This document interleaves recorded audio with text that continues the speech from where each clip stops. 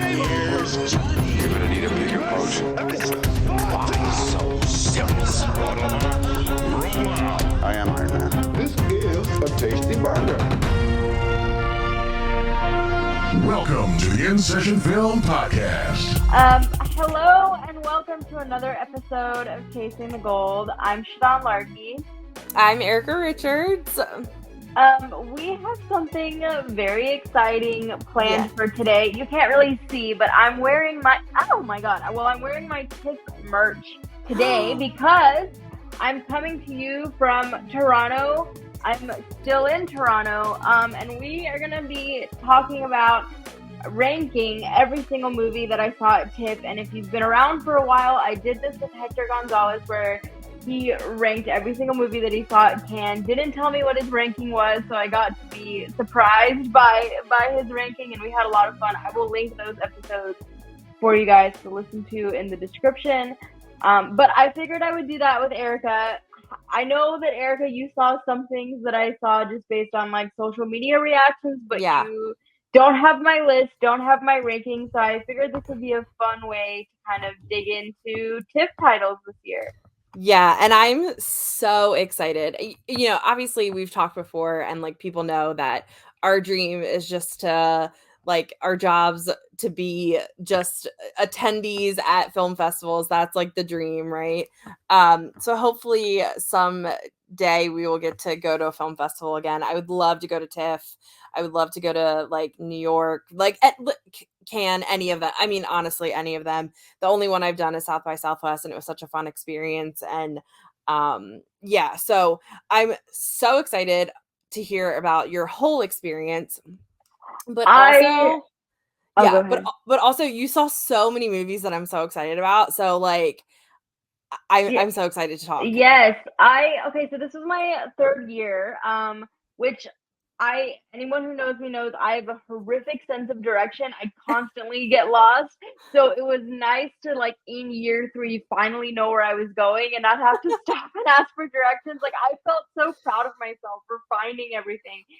Even though everything is like one block apart and anyone with and I do have to say, like, I am very, very lucky because I have family in Toronto. I was staying with my cousin the past 2 years, and I was staying with my aunt this year, and it was just really, really. And I've said she is so annoyed with me because she keeps saying like you're thanking me and you shouldn't thank me, but it's all because of her, and it was so sweet. Like she would just text me and be like, "I made food for you, and it's on the stove. Like whenever you get back," and it was like really nice to be able to like come back to a place that felt like home. And the only reason I get to have this experience is because I get to stay with her because it is horrifically expensive and I don't know if I wouldn't be able to do it otherwise. So I feel very lucky and very blessed, and that's why I haven't left because I don't want to go back to Houston where it's hot and gross. So I have stayed in the land of maple leaves, and I will stay here for as long as I can. That's so awesome. Yeah. And like, you know, I mean, shelling out the cost of a festival, it's worth it. But in the end, it's like you can't always do it. Right. So I'm sure you're super grateful. And like you said, so nice to go back to like a home cooked meal. I know when I was at South by, it's such weird times, right? And you're like hoping that you can eat like a 7-Eleven hot dog while you're standing in line for like the next film. So that's so sweet. I'm grateful for you too. So it's incredible. That's so great. I mean, I was definitely like, I would leave pretty early and I would come back really late. So I was basically surviving like on protein bars and things that I would like put in my purse in between films and stuff. So yeah, the only like any ounce of nutrition I got was when I was at my aunt's house. In between, I don't know. It was wild out there. And like, you're not supposed to bring things into your screening, so I felt bad about that. I don't even know. But yeah, no, honestly, this was I felt like just my favorite years because like I said, it really felt like home just because I'd gotten to do it before. And honestly, I really liked, so I'll be honest, I only saw 25 films. Last year I saw 42. Wow. So I didn't push myself as hard as I maybe could have this year. I averaged about 3 films a day. But I feel like the films that I did see were like very quality films. I really don't have very many duds.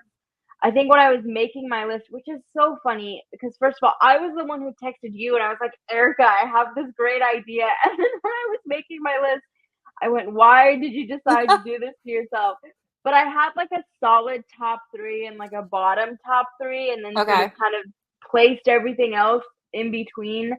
But I feel like really good about the films that I did see. Like I think I saw some major contenders. And I feel great about my list, actually. Like I'm happy with where I placed things. I will say, if you can give me a minute to just do some caveats before I dig into my list. Yeah, of course. One is there's obviously it's based on my personal life. I mean, everyone brings their own experience to films, so you may see these and think that I'm nuts and crazy, and that's fine. And if anyone listening completely vehemently disagrees, that's cool. There's going to be some rankings we're going to get into today that are going to shock you. But yeah, and I do think, Erica, I think it's really interesting because even when I did this with Hector, like, because TIFF, you know, it comes after Cannes. It comes after Sundance, it comes after Cannes, it comes after Venice. Like, some of these films have been in the conversation, so you go in with this like bias, whether you want to or not. And I think in some cases that sort of helps because a certain film will completely live up or surpass whatever you've heard. But then other times it's like the opposite effect where you're like, that's what people have been talking about for months. Right. So that sort of informed where the experience that I had with some of these films. Unfortunately, I won't be spoiling anything, and I will try to be as light on plot as possible, just because I think it's good to go in as blind as you can. And then 3 films that I missed, unfortunately, that I think if I had seen would have made this list completely different. One is Pedro Almodovar's The Room Next Door, which, if you haven't heard, both Julianne Moore and Tilda Swinton are going lead actress.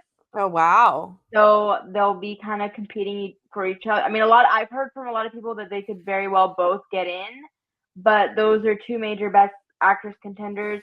The other one is Mike Leigh's Hard Truth with Marianne Jean-Baptiste that I've heard incredible things about. People loved it, and I just didn't get it. And also The Assessment, which I've heard great things about. Alicia Vikander in that film didn't make it happen. But yeah. Yeah, I mean, it's just impossible to see everything you want to see at a festival, right? I mean, I'm still super impressed that you saw 25. I mean, like you said, averaging 3 films a day. Like, it sounds like when you say that, you're like, oh, 3 films a day. Like, I can watch that in a day at home on the couch, but it's so different when you're at a festival. And like, I know one of the days at South by I saw 4 films, and I was like dead when I got back to my hotel.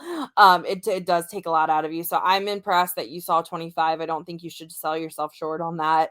And I'm excited to hear about these 25. So even though there were some big ones that you think you missed, I think you probably, you know, got to see some pretty big ones. I know you got to see some big ones in the ones that you saw. So all right.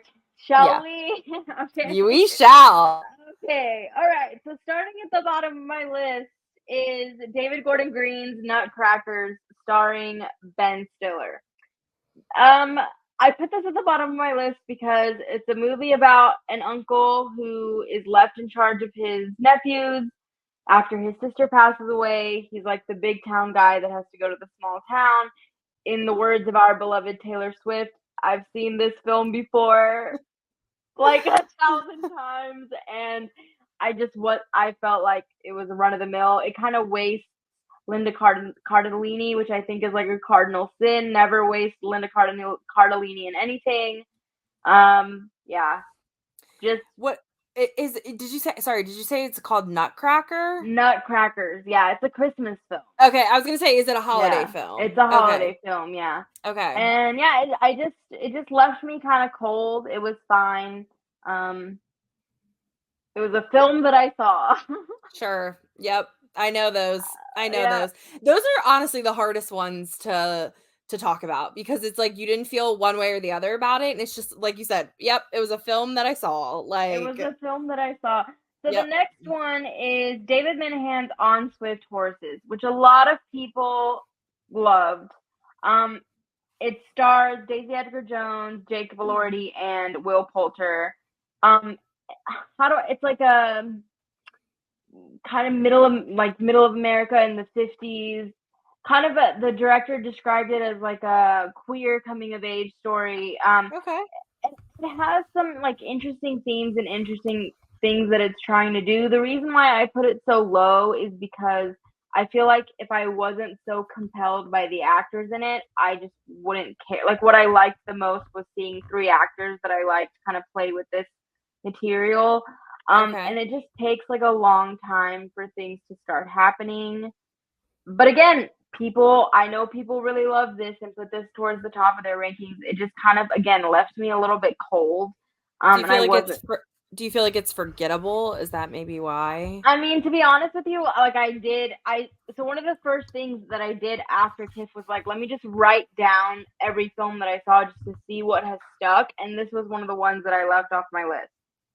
So I feel like, but it does look real. Like I really like the cinematography. I think it's stunning. I think there's just something that, again, I've seen other films maybe do what this does a little bit better. Great performance by Jacob Elordi in particular, though. I don't watch Euphoria, so I'm a little bit late to the Jacob Elordi party in general, but I really like what he does here. Yeah, I like him. That is one of the ones it's not even on my radar. It's funny though, I did see them doing, I guess, like some press together, but I didn't even put together what it was for. And now I'm realizing, oh, this is probably that thing I saw them doing press for. And I didn't even feel compelled to look at what they were like what film it was. So be interested to see. I mean, honestly, Erica, though, I will say like maybe all 25 of these films, like I wouldn't say stay away from them. Like if you saw them, I don't think you would like regret it and think that you wasted your time. I think there's just some that are more compelling than others. So like On Swift Horses, I would not in any universe say is a bad film. It like emotionally I felt like it didn't grab me. Right. So next is Millers in Marriage, directed by Ed Helms. He also stars in the film. So people are really annoyed by this film. I actually liked this movie, and I'll tell you why. Yeah. It's about rich white people having affairs, which is a topic that always fascinates me. Yeah, same. And I like things that are sort of about marriages. So it's, these 3 siblings and like what's happening in their marriages and sort of and they're like interconnected. So like it was fine. There's other films that I found more compelling. And again, I've sort of seen a version of this so many times. It doesn't really add anything new to the like digging into marriage genre. There's other films that we'll get to later on that I think kind of have something to say about what it is to be in a marriage for 10, 15, 20 years. But I enjoyed it. I mean, solid cast. Again, rich white people living in gorgeous houses, like in New England, whatever. Like, I wish I could live there. I wish I could be in the movie. Maybe not. Maybe not one of the characters that's like unhappily married, but maybe like a bystander. I don't know.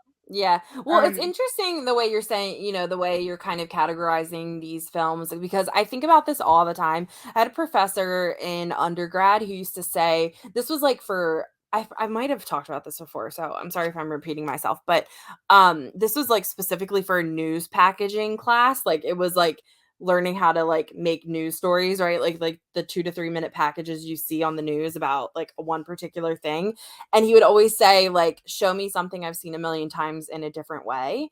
And that's what's going to make your story like really hit with the audience and make it memorable. And that has just always stuck with me because I feel like that really pertains to something like the news, right? You're hearing about things in the news over and over and over again, and like how and why are you going to remember it unless it's something different or compelling or you tell the story in a different way. But I also feel like so many films are like that, right? Like you said, like these films you've mentioned so far are kind of like, I've seen this film before, and I feel like that's a huge thing of just like topic of film right now, right? It's like sometimes Tyler and I will be like, have we run out of all the ideas? Like, have we run out of all the stories, right? And it seems like there's still always so many stories to tell, but it's like, how do you tell them in a different way so that it like hits different with an audience, or like resonates differently, and or it's memorable for whatever reason, or it knocks off your socks for whatever reason. So it's just interesting. Like,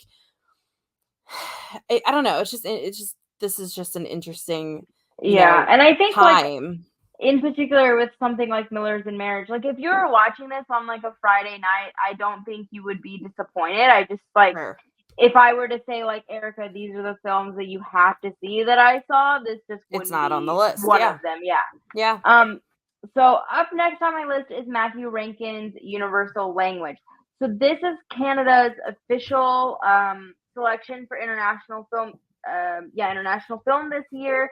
Super interesting concept. So the idea is that it's set in this like Canada where the two official languages of Canada are Farsi and French. Okay. Which, if you know anything about Canada, obviously Quebec and Montreal, they're French speaking, and then Toronto has a very large Persian population. There's a lot of Farsi speakers here. So it's like this, I just thought it was such an interesting idea for a film. And it has a lot of heavy influenced by like Iranian cinema, which I found interesting. I just wish that it was like executed differently. I think this is one of those things where I was so interested in the concept and I had such high hopes for what it was going to do. But it's, again, like a solid movie. I think the cast is great. Rankin himself is a character in the film, and it's sort of intertwining stories. I think anytime, I'm sure you would agree with this, Erica, maybe like 90% of the time when I see a film where there's like interwoven stories, there's like one, maybe a couple of the stories are more interesting than the others. And I kind of found that I was like waiting for it to go back to certain characters more than the others. But an interesting idea for a film, and sort of like thinking about how, immigrants and immigrant culture has sort of seeped into our culture, and how are we interacting with the people around us. So an interesting idea that was maybe executed on like a B level. Okay. What was that one called again? It's called Universal Language. So far we've had Nutcrackers, On Swift Horses, Millers in Marriage, and Universal Language. The next one is a movie that I feel like people are going to be maybe like talking about, or I would even just seek out, because again, it's a super interesting idea. It's called Luckiest Man in America, directed by Samir Oliveros. I hope I'm definitely not pronouncing that correctly, but this is Paul Walter Hauser. Super interesting concept. Paul Walter Hauser, and he stars as this guy in the 70s who goes on Press Your Luck, like the TV show now that they have with Elizabeth Banks. Yes. So he goes on the show Press Your Luck, and he wins a ton of money. And it's like sort of how he gets there, what happens that he ends up winning all of this money. And people in the audience that were older were like, I've definitely heard of this guy. Like, I remember this happening because it's based on a true story. I'd never heard anything about it. But apparently it's okay, I might be spoiling something here, but I know this only because that's my mom's favorite game show, which is like really funny. It's like it's really old. It's like from way back in the day, and they've like brought it back or whatever. But did he like study it or something and figure it out? I know this. I wasn't sure if I should give that part of the plot. Sorry. Away. But basically, what happens is he like studies the pattern of the game, and then he memorizes it, so he's able to game the system essentially.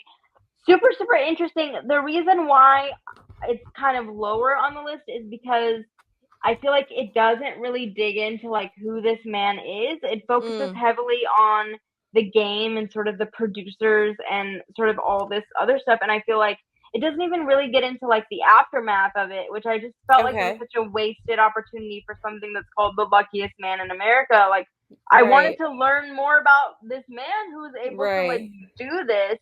And I heard that feedback from kind of like everyone else. That's one of the most fascinating things about a film festival, is sort of seeing the way other people react to the film as well. And I lurk a lot at film festivals. Like I'll kind of see what people are talking about. I'll kind of see what conversations are happening in the lobby. And I felt like everyone kind of had the same thing of like, that's it. Like we're not getting any more kind of a thing.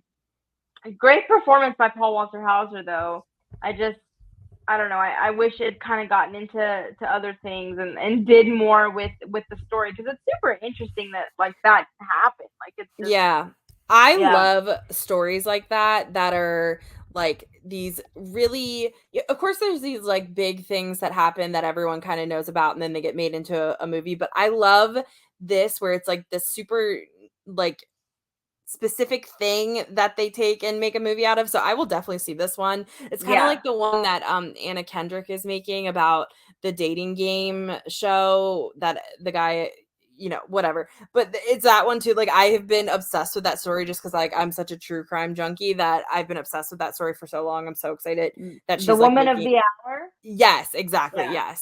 Yes. So yeah, anyways, I love these types of stories. So I will definitely watch that for sure. All right. So number 20 on my list is The Mountain, directed by Rachel House. This is a movie that is like a coming of age story in the wilderness. Gorgeously shot, great young cast. A solid film. There's just other things that stood out to me more. I don't have anything negative to say about it. I really enjoyed it. Put a smile on my face. If you're looking for like an indie film supporting an up and coming filmmaker, this is a great option for that. Like she's super talented, does something interesting again with the way that the film looks and sort of what it's exploring. I've seen a lot of coming of age films set in the wilderness, Yeah. But what is the PTA one? Or no, the Wes Anderson one that's like really famous. Coming of age? Yeah, where it's like the kids and they go to camp. I don't think I've seen it. Okay. Wes Anderson, you said? Yeah. Hold on, I'm gonna look. There's a few of his I haven't seen. Okay, well, when you find it, you should watch it because it's really good. All right, I'll give you my number 19 while you're ferociously Googling. And okay. This I'm putting a bit lower on my list because this was one that was heavily hyped. I think when Hector did his Cannes list, he may have had this like at number 2 or 3, if I'm not mistaken. And that's Andrea Arnold's Bird. Have you heard about this? No. Yeah, so this was like a big buzzy Cannes title, and I'm a big fan of Andrea Arnold. Like I've seen most of her work. This isn't. I don't know if I should describe it as coming of age, but it's like this teenage girl and her dad, played by Barry Keoghan, is like getting remarried, and then her mom, like she has several younger siblings that live with her mom, and her mom is in another relationship, so she sort of feels like she doesn't fit in either place. And it's like I really liked the lead actress in the film. I think it's just like there's this dreamlike quality to the film that doesn't always serve the storytelling, if that makes sense. Yeah. And there's like a bit of magical realism in it that doesn't work quite as well as I would have hoped for it to work. But Moonrise Kingdom, by the way. Yes. I was just gonna say. Yeah, I was just gonna say. That is one that's been on my list of his that I haven't seen. So it's funny because I should have known that, but I didn't. Well, it's that's kind of when I think of like coming of age. That's one of my gold standards that I unfairly compare everything to. But yeah, so Bird is like, I liked it. I think the performances are really good. I was just expecting something that was going to completely blow me away because I've heard months and months of praise for this film. Right. But again, this younger actress is phenomenal. So if we're looking at further into award season, like I'm sure her name is going to pop up for younger actress prizes because she's really, really good. Yeah. But all right. So next on my list is The Cut. Have you heard anything about this one? So this is directed by Sean Ellis. It stars Orlando Bloom and Katrina Balfe from Outlander. And Orlando Bloom plays a wrestler that is trying to like make weight to be able to compete. So he's trying to put on weight so he can like hit whatever his weight class is. And I've never seen a film about that. I mean, I've seen like other wrestling films. I've never seen a film about that particularly. Yeah, that's interesting. That's such. It's interesting because that's like I know someone like what this was like back in high school who was like a wrestler, and that was so much of the sport. And I feel like it really isn't discussed really elsewhere, unless it's like real life and someone who's doing it. And So I didn't know that. I mean, I know about the concept of like making weight, but I didn't realize that that's like a big part of it. Like you were saying, I had no clue. So yeah, it's like the final few minutes are kind of what stands out to me the most about this film. I really enjoy it. I think Katrina Balfe is great in this. Like she should have gotten a nomination for Belfast, and like in a just world, she would be in the conversation for this. It's not really an awards movie. I've seen people saying like, fans of Outlander that are sort of wanting her to have a play for this, and I just don't think it's that kind of movie. But like a super interesting, like concept, and I think Orlando Bloom is really good. It's just, again, a solid film. I think people will really enjoy it. Fun fact, Katy Perry was there. So that was kind of cool. Yeah. That's cool. Yeah, she was like, and she was like kind of I kept kind of looking over at her to see how she was reacting to the film, and she was so excited and like whooping throughout the film in like certain moments. It was really, really sweet. And then it also reminded me of you because there was like this group of friends that had come to see the show, and they were all wearing like literally shirts that said Katrina Balfe on them, and they like they had gotten to meet her or like take pictures with her or something before, and they were so excited. And I was like, that's totally something Erica and I would do. Yes. I love that. Yeah. So it was a really fun like screening experience. I think I saw it the first day. It was one of the first films to premiere. And yeah, like a just interesting, solid wrestling drama that like does something different within the genre, which is what we've kind of been hinting at.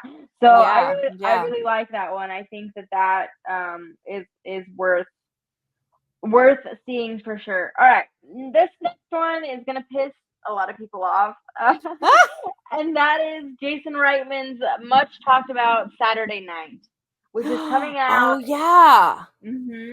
I'm excited for this one. It's coming out in just a couple weeks.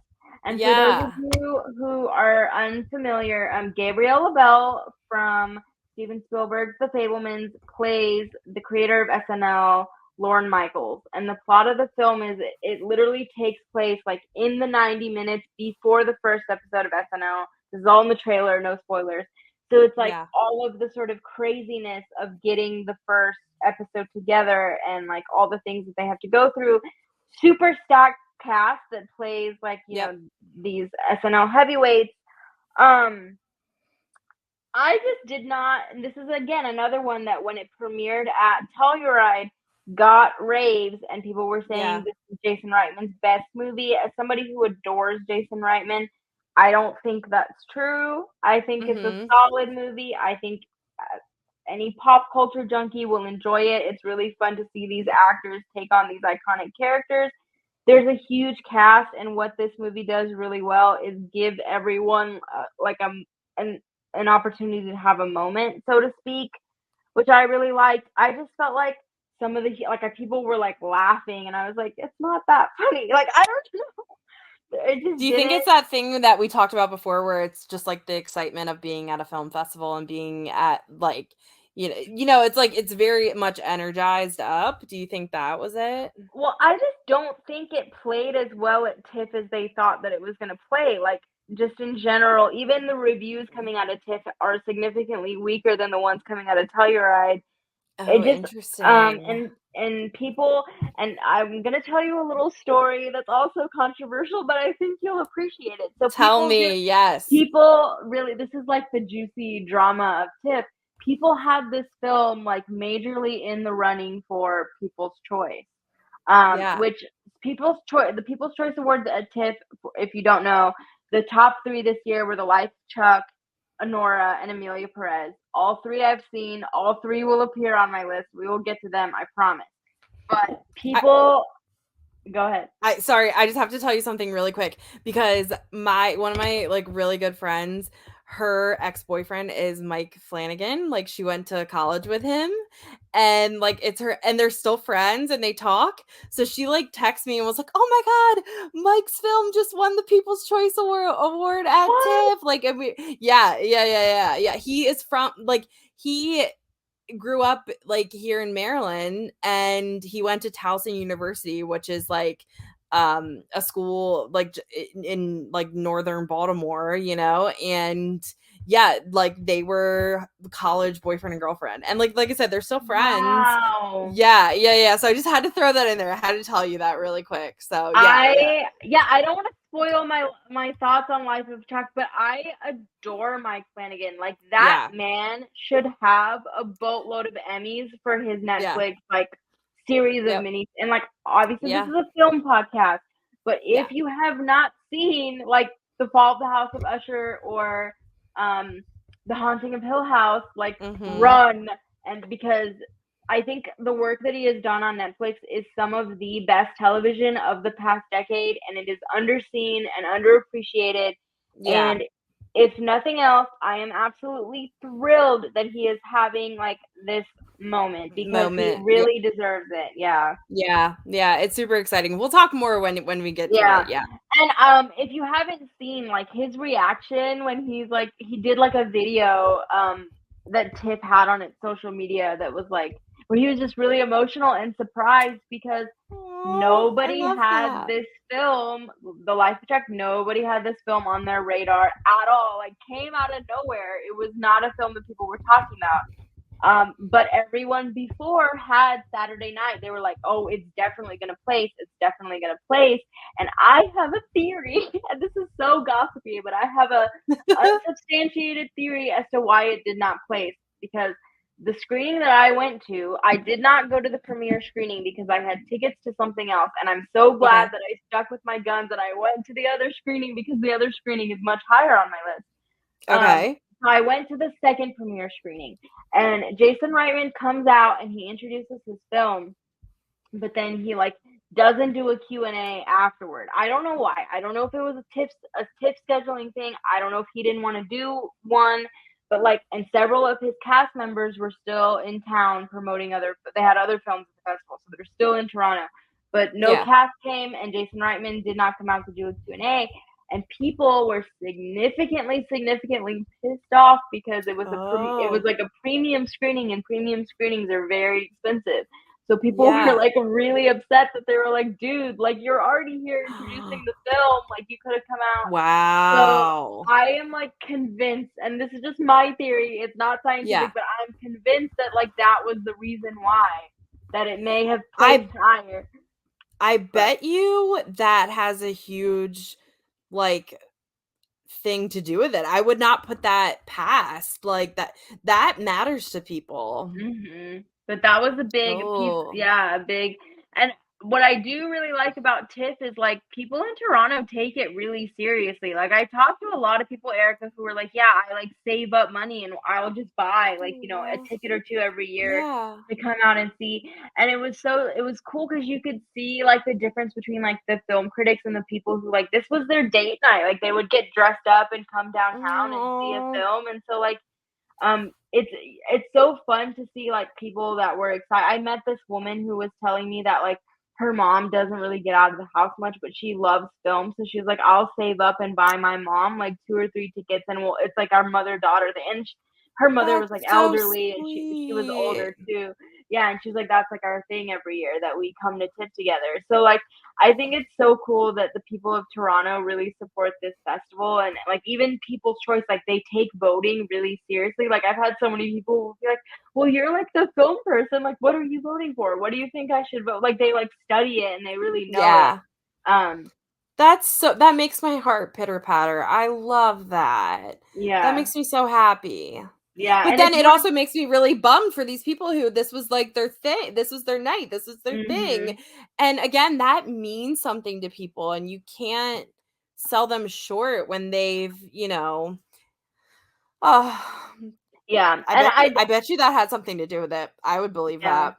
There were other screenings too where the filmmaker, and some of, and also I'll there's also another film too where like the filmmaker literally physically could not be in Toronto and he like zoomed in to do the Q&A.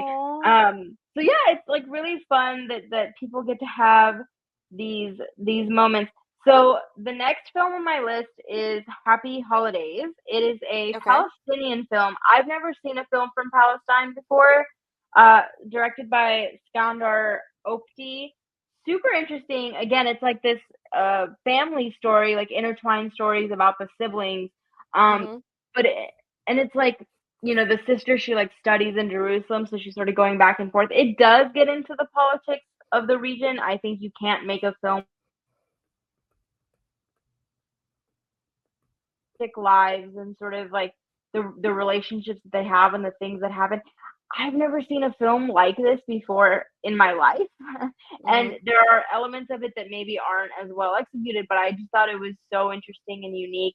And it was also really cool because the filmmaker was there and he was saying that like he was like, I'm not really a filmmaker. Even though I think directed an Oscar nominated short. He's like an Oscar. So that it was so funny because the moderator, she was like, he keeps saying he's not a filmmaker, but I have to remind you that this man has an Oscar nomination. But he's like, yeah, I'm a film professor and I just make movies because I love them. And if I ever feel like, you know, my life is at risk, like I'll stop making film if I have to. But it was just like a really interesting thing. And then like COVID happened in the middle of his shoot, so he had to stop. But yeah, just like, and you know, of course it's called the Toronto International Film Festival. Every year I tell myself I'm going to see more international films. Yeah. And I never make the effort that I should. Shame on me. But every year, the international films are so strong. And this was a movie, I have to be honest with you, like, I didn't even know anything about. I sort of had a free gap, and I was like, let me go see this movie, and it was great. Yeah.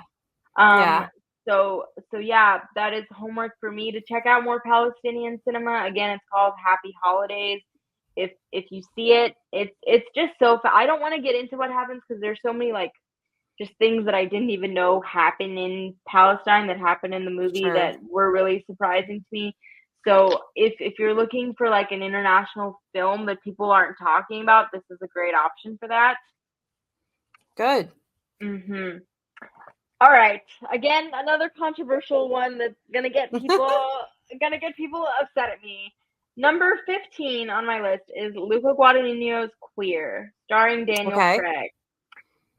First of all, unfortunately, Daniel Craig was not there. I don't know why. But Luca Guadagnino, when he came out, complete rock star reception from the Canadians. Like, one of the biggest just cheers that that I saw at the festival was for Luca, which was amazing. Like, really, really That's cool. Yeah. And I just, like, I could see the pores on the man's face, and I couldn't believe that I was in the vicinity of Luca Guadagnino. It was a crazy experience. And I have to say, speaking of people who are just like really nice and sweet, like he stayed afterward and was like taking selfies and like signing DVDs and was so sweet to the audience. And I thought it was so cool that people were just like freaking out and pushing to take pictures with Luca. Cause like, usually that doesn't happen. Like usually they're trying to take pictures with the actors, but people were like, I want a selfie with Luca Guadagnino. We're like pushing people out of the way. I love that. The reason why, let me tell you, this was one of my most anticipated films of the festival. I was so excited, couldn't even believe that I was able to get tickets. Yeah. I think one of the reasons why this one was just a little bit disappointing for me was because there were just raves and raves coming out of Venice, and I had high expectations, and it just did not meet them. Yeah. It takes a really long time for this film to get going, and eventually things do happen, but I feel like it's like to the point where you're like, I waited so long. You know what I mean? It like, it hinders your enjoyment of the film. And I feel like, do you remember how long the runtime is? It's well, I want to say it's like over 2 hours, but it feels long. And I think it's one of those things where I saw a lot of reviews where they were like, wow, like Daniel Craig is like revelatory and he gives such a brave performance. He's great. And he's probably going to get a Best Actor nomination. But I feel like did you see Fellow Travelers this year, Erica? No. That's like a queer love story that I think is revelatory and is like, just so, I don't know, fuller than Yeah. And again, I'm a gendered straight woman. Maybe I would feel differently if I was, a member of the LGBT community. I don't want to discount that. I think a lot of critics have seen themselves in this character and they feel a certain way about this film. I completely respect that. I think it just, again, left me kind of cold, and I was just expecting it to do a little bit more, especially because like Challengers came out earlier this year, and I feel like it just had like more teeth, and I feel like this one again kind of has like this like dream-like dazed quality to it that doesn't really work with the story that it's trying to tell. Right. So I was really left disappointed by that one, and I don't think I'm alone. Again, this was another film where I feel like the reviews out of Venice were much stronger. It didn't play as well for the crowd in Toronto. I don't know why. I don't know if people were just expecting something different. But I do always think there's something to be said for that, right? Where something comes out and there's all this hype around it, and then everyone has these like really high expectations, and then it kind of is like a disservice to the film, right? Like, because that's happened to me before, like plenty of times, right? Where I hear so much about something, which is why, and I'm sure you can relate to this too, for so long I have been trying to stay away from any type of reaction to so many things, because I want to make my mind up myself, and I don't want it to be painted or, skewed before I get to see it myself. And I really do think there's something to be said for that, because just everything is on social media now, and we're getting things all the time like thrown at us.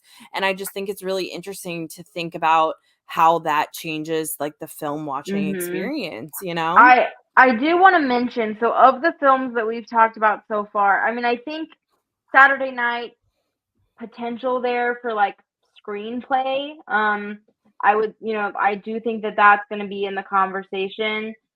At least, if it doesn't make it into the final five, it's going to be in the periphery. Like, I feel like it's going to pop up places. So be on the lookout for that. It also has a really good score by John Baptiste, who is like an Oscar winner and very beloved in the industry. And I really like the score of Saturday Night a lot. So like, I feel like his name is going to pop up.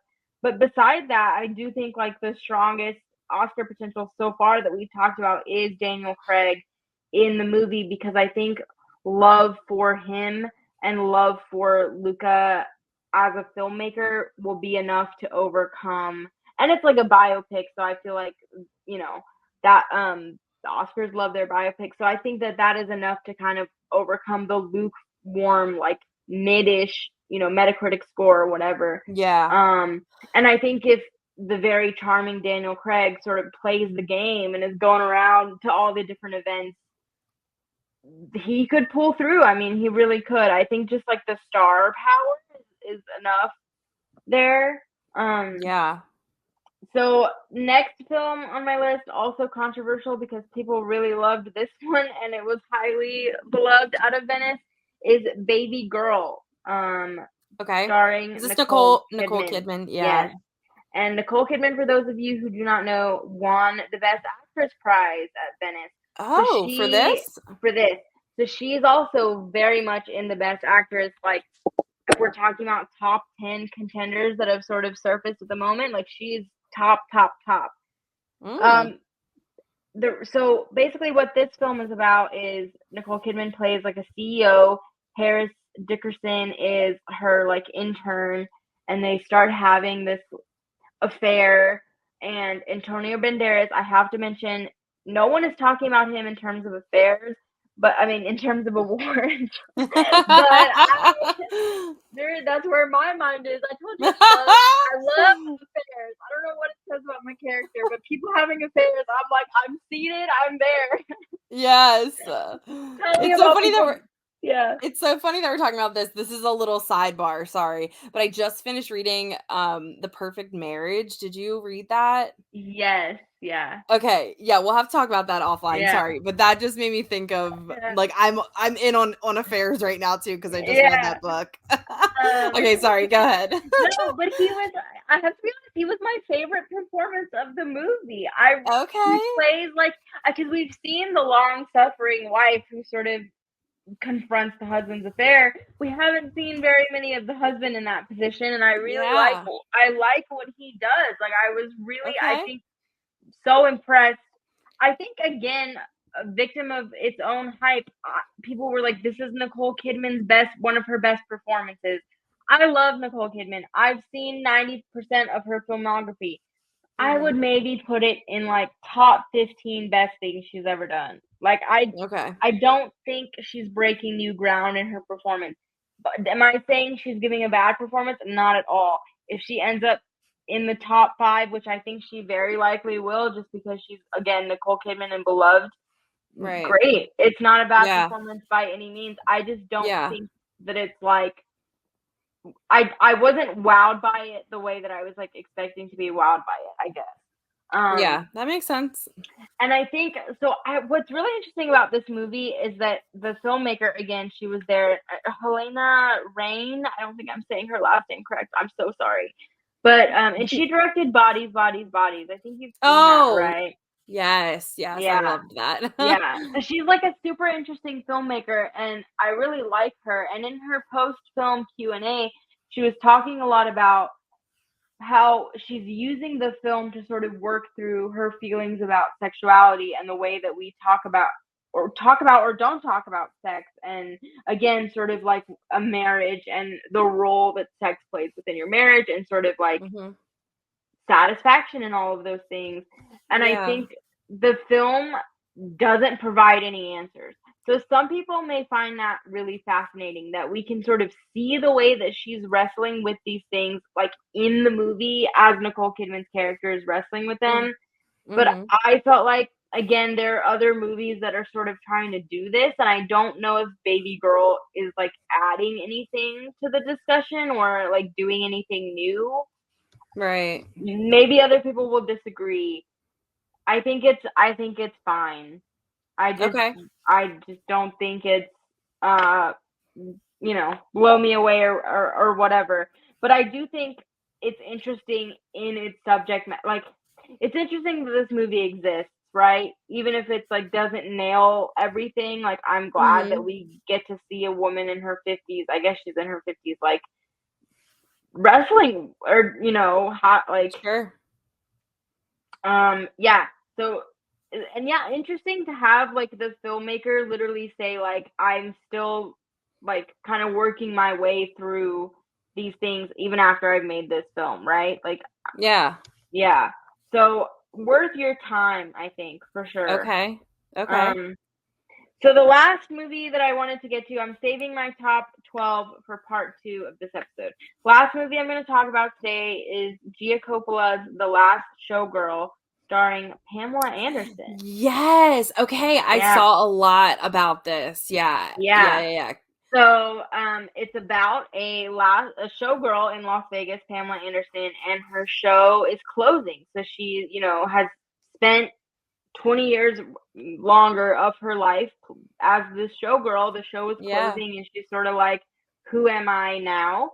And a big theme that we saw in the films of this festival, there's a lot of films about women who are sort of dealing with like aging and beauty. And, there's like Shell starring Elizabeth Moss, which I didn't get to see, unfortunately. The Substance with Demi Moore.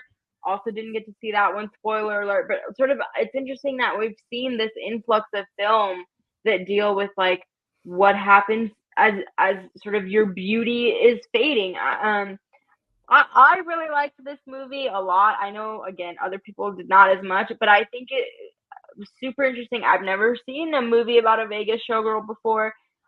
Billie Lourd plays Pamela Anderson's daughter in the film, and sort of they have a contentious relationship. And Billie Lourd, she was there, and she sort of mentioned that doing the film was really cathartic for her in her own relationship with her mom, Carrie Fisher, and it helped her understand like her mom's relationship with her grandma, Debbie Reynolds, and sort of how complex the mother-daughter relationship can be. And sort of basically in the film, Pamela Anderson has been absent for a lot of her daughter's life because she's devoted to being this Las Vegas star, and sort of Yeah. what does that then do to your relationship with your daughter? So I And thought that was really interesting. Jamie Lee Curtis is in it too, right? Jamie Lee Curtis, and again, since I'm going to be full of controversial opinions today, I liked Jamie Lee Curtis's performance in the last Showgirl more than her Oscar-winning performance in Everything Everywhere All at Once. She plays like her best friend, and she has a lot of really great moments. Okay. And you could tell that they like built up like a really great friendship too. Like they were so emotional seeing each other on stage, and Pamela Anderson got a huge reaction. I mean, she's getting like the best reviews of her entire career. And you could tell that it like meant a lot to her, and she was just so emotional. And that's what I saw was the two of them on stage together. I saw some posts on like Instagram or Twitter or something. And honestly, like I'm glad that we're having these movies made about women going through these things, because this like was never a thing before, like on a stage like this, right? Like and just someone too like Pamela Anderson, who I feel like can really relate to that character, right? And like it was probably cathartic for her too, right? And to tell that story was probably really meaningful, and how exciting that she's like having her day with it, and that I love that. Like that it makes me excited to see it, honestly. Like I'm looking forward to that one. I don't know if this film is going to be a part of the awards conversation, just because it feels small, and I don't know if I just don't know if it's going to have the campaign that it needs, or people are going to take it seriously enough as they should. But she's really good. I think many of us, Erica, like when we think of Pamela Anderson, we think of like Baywatch Bombshell. I didn't know that she had these like dramatic chops, and I really like what she does, and I really like that she's having this moment.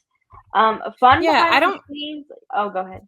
No, I was just gonna say I don't feel like she's even had the chance to even do anything else, And I know she's doing that thing too, where she's like not wearing makeup, like on the red carpets and stuff. And Tyler had seen some pictures of her too, and he was like, that doesn't even look like her. I'm like, yeah, well, she's not wearing makeup. Like she's doing like this on it. And he's like, yeah, but like it doesn't even. I'm like, again, like makeup can do a lot of things, So it's interesting, this whole concept too, right? Of like women and aging and how they grow into those older years, But it's so interesting, like seeing her in person, because it was like you see the star power. Like she wasn't wearing. I mean, she looked amazing. Yeah, she wasn't wearing a lick of makeup, but she looked incredible, and she had like the pull. You know what I mean? Yeah. I don't know how to describe it, but whatever like the it factor is, like she had it, and it was just really interesting again to see her like appreciate sort of this moment that she's in. So Gia Coppola, the director, of course, is a member of the Coppola family. Francis Ford Coppola was there. Which was really cool. And I am not the person that like jumps up and tries to take selfies with people, so I was just kind of shell-shocked, being like, that was really cool. And then Brenda Song is in the movie, like Brenda Song of like Sweet Life of Zack and Cody. She's in the movie as well, and her partner is Macaulay Culkin. Yes. Who, of course, we all know. And fun fact for you, my little cousin is obsessed with Home Alone, like watches it like twice a day. And he like this is me, and like this is Macaulay Culkin like walking, and he walked in front of me like multiple times. And I feel like if you would have said something, he would have stopped and talked to you. I did. I just like I said hello, and I was like, it's like really nice to see you, and I'm a huge fan. And he was like, oh, thank you. But like he was trying to like get to his chair, and he was there to support his partner. So I didn't ask him for a picture or anything, but I did get to say hello to Macaulay Culkin. So that was really cool. That's so cool, Shadan. Oh my god. Yeah. That is really awesome. Cool. That is awesome. That's the thing. I know we've talked about this before, but like there's just something about being at a film festival and them being in the room and like so accessible. It's like you can't explain the energy. Like the energy is just unmatched. Like it's so cool. It's so cool. Yeah, and it's cool. Like I know this sounds like so cheesy or whatever, but it's so cool to think about like these are real people, like Francis Corp. I believe Gia Coppola is like his niece. Like he's just like being an uncle, like trying to like watch his niece's movie. Like, I think that's so, or like Katy Perry, yeah, like she's just like sitting there cheering on her fiance, or like Macaulay Culkin, like fully just like trying to watch his partner's movie. Like, that's so cool. I love it. Yeah. No, it's so cool. And again, like, just like them being able to have a thing that they can go to show their support. It's just fun too. Like, yeah, the festivals are just so fun. It's just such a cool experience. And so, like, I just love it. I can't wait to go to another one. Probably my favorite TIFF experience. I think it was the first year that I went. You know, like Werner Herzog, like legendary Werner Herzog, was like in my elevator, and I like couldn't like didn't talk to him, couldn't breathe, couldn't believe that this was happening to me. I think I like didn't breathe on the very long elevator road. I just was like, ooh. This is why we need to go together, because I am such like the extrovert, and I would be talking to everyone. I'd be like, because I'm like, this is my opportunity. You know what I mean? Well, that's the thing, is like there are moments now where I'm like, I think I'm like, oh, I saw so and so. Like, I could have talked to them, I could have asked for a picture, but like, I don't know. You never know in the moment like how to play it, right? Like, I know. Yeah, I don't know. I know. Oh, that's so exciting. So that's half my list. So we will get to the next half in part 2. Any questions? Well, no, I'm excited because I know some other films that are in my head that you haven't said yet, and that makes me very excited that they're going to be in your top 12.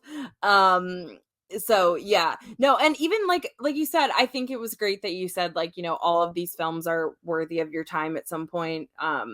Or they're all, you know, like gonna serve a purpose at some point or whatever. You know, so it is exciting to know that like I can still watch all of these films and like not really be like, you know, thinking it was a waste of time, right? Like the ones that you had like lower on the list that are just like, yeah, I've seen this, or what, you know, whatever. It's like, well, at least you still like had the experience, right? Or at least I know that if I come across it at some point, I will remember like, oh yeah, she said that one was fine. Like maybe I just want to put on something that, you know, is like, sometimes you need those films, right? Like, so I appreciate that outlook on it too. And I'm excited to hear about your top 12. I can't wait.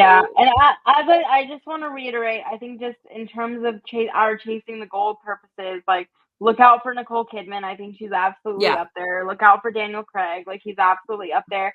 I think, again, like, we see a lot of times, like, movies that are, you know, again, mixed reviews or whatever, but the actors and actresses are able to overcome that. So, like, Luca Guadagnino having such a massive year, like, I feel like I could absolutely see Queer getting in for cinematography, Luca getting in for maybe, like, I don't know, director. I'm not going to go that far, but like screenplay or like Saturday Night. Like I said, screenplay could absolutely be there.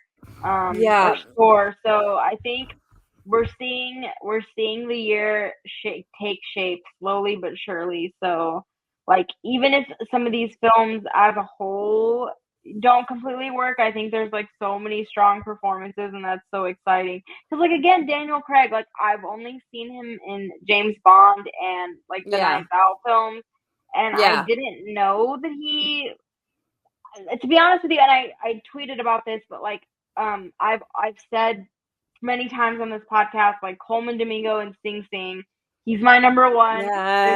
There's someone else that I saw at TIFF that we'll get to that is like a very, very strong number 2. Daniel Craig doesn't really come close for me, I have to be honest. But if he gets a long-awaited Oscar nomination, I can't really be mad, because I do think he's a great actor, and like there's a depth here that I didn't really know he was capable of. So we're gonna see some, like, I think this year at the Oscars is gonna be very like star heavy, Erica.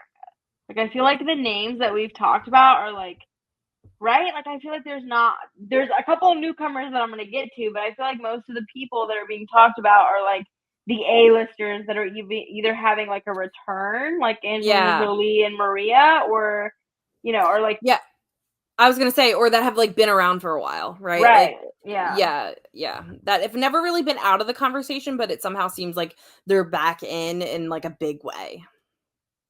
Yeah.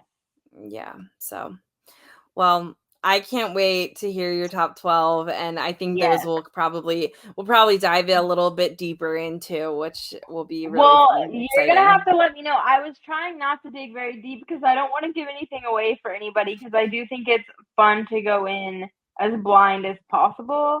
Yeah, no, I think you did a yeah. great job of just kind of giving, like, this is kind of what this film's about. I don't think you gave away anything that couldn't be, like, figured out in a Google search about it, you know? So, no, Yeah, and I'm excited. Yeah, and I think, I don't know, Erica, I think I've mentioned this, but like one of my goals too in general is to try to go into things as blind as possible, and that's like Yeah, upped it's hard. my enjoyment though of things so much, where I'm like, I have no idea what to expect, and I really like this. So, Yeah, it's the best. I yeah. mean, it's the best way to watch any film, right? Like, going in as blind as possible so that you don't have any kind of view about it before you see it, you know? That's my preferred method. Sometimes it's impossible, but yeah, you know, and like there's things like, you know, I'm even more intrigued now to see Saturday Night, because I have high expectations for it, and then hearing what you've said about it, I'm like, oh, this will be interesting to see what I think of it now, Yeah. you Well, know? good. Yeah, yeah, it makes me excited, because there's those ones, right, that you're like, I'm still gonna see this no matter what. Like, it's gonna come out, it's gonna be a thing, and I'm gonna go to the theater and see it. So it's just exciting to like think like, oh, I wonder if I'm gonna feel the same way as Shadan, you know, because you're saying like that you think some of your evaluations were kind of gonna maybe be controversial. So it's like I also appreciate, I think there's something to be said too, and not just like going with the crowd with something like this, you know. And I want to say, I think Saturday Night comes out when, next weekend? Is it that, or why did I think It comes was like out November? very soon. Let me Google it real quick. Oh, okay. I thought it was like November that it came out.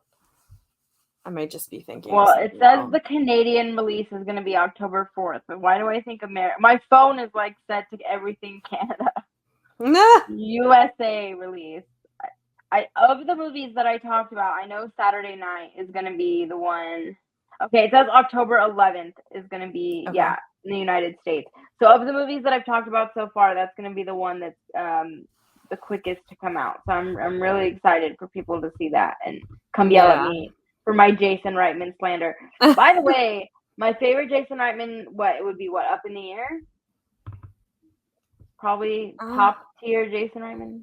Who is that with? Is that one with the George Clooney one? Anna Kendrick, yeah. I also really like the young adult. Tully is great. I love some Jason Reitman. This just was not top tier Reitman for me. But Erica, my love, any final thoughts here as we say goodnight? No, I'm just super excited to hear about, like I said, I've said this multiple times, but super excited to hear about your top 12. I'm just super excited for this time of year because like so many big movies are coming out. It just feels like, you know, like we said, we're in our award season. I feel it in the air and it's just super exciting. I feel like the only thing that's come out recently, I just saw Beetlejuice. I guess it was last week, which was one I'd been looking forward to for a while, and it was fun. I really enjoyed it. But it is like that. I feel like that there's that weird like lull kind of in time where nothing's really out right now, but I feel like this fall is going to, you know, be a lot of really good stuff coming out. So in terms of Beetlejuice, do you think it could be like costumes, hair and makeup potentially? I could see hair and makeup again. I mean, I don't know if it would win, right? But the original won the Oscar for it. So I could definitely see it being in the conversation again, but just depending on like what else is coming out, you know. Have you seen it yet or no? I haven't seen it. I think it's going to be like definitely shortlisted for sure. Like I think so. Yeah, it was, I mean, I love the first one so much, and I feel like it really captures the charm and charisma and quirkiness and fun of the first one without trying to like it's still its own film, which I love. So eventually when you get around to it, I'd love to hear what you think of it. But I enjoyed it. I really liked it. Awesome. I have not gotten to see anything outside of my TIFF film, so I do have some stuff to catch up with that, we will say good night. We will list the films that we've talked about so far below. As I mentioned, Hector's Can episodes are super fun, same format, and he digs into some of these films so if you want to see another perspective, he talks about some of these films too. So we'll have that linked below as well. And if you have seen some of these films, seen the conversation about some of these films, where do you agree or disagree with my ranking? Please tell me that I'm crazy. If you love Saturday Night, I've heard a lot of people describe it as a masterpiece. If you think it's a masterpiece, tell me why. I'd love to know. Maybe I was just in a bad mood that day. I don't know. But that's it. With that, good night. I'm Shadan Larkey. You can find me at Shadan Larkey everywhere. Erica is at Erock Reviews. Follow her, first of all, for the film content. Also for the travel content, which we will get to in another episode. But she just came back from a fabulous trip to New York City. And yes, it was great. Yeah. Follow Erica for all things. Yes, and stay tuned for the next episode so you can hear Shadan's top 12. So super excited for that. Yeah. And follow In Session Film.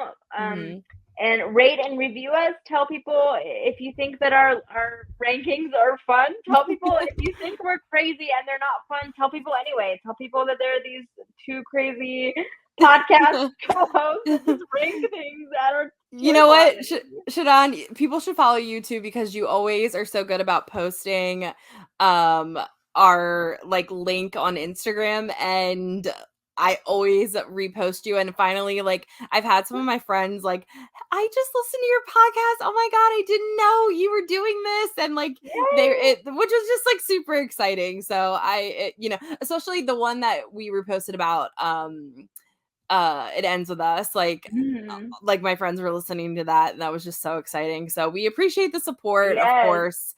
And yeah, just fun that people are listening. It makes me happy. As I mentioned my much beloved aunt and uncle, I was teasing them because I was like, you guys know I have a podcast. Do you listen to my podcast? And I could just see my aunt's face drain, and she and then she was trying to download it, and then she started listening to it with me in the room, and I was running away because that is atrocious to hear your own voice.